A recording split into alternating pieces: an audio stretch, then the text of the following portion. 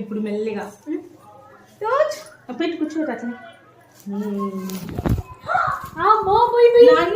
ఇక్కడ పట్టుకో, హ్యాండిల్ పట్టుకో. ఇప్పుడు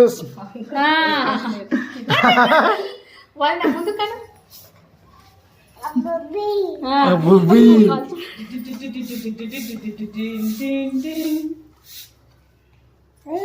బంగారు. ఏంటి బంగారు ఇది? కృష్ణయ్య సైకిల్ బుయ్ బుయ్. ఎక్కడ ఇప్పుడు పట్టుకున్నాను. బాయ్. అమ్మాయి నేను వెళ్తా అన్నది. అయితే మీ పని అత్తకి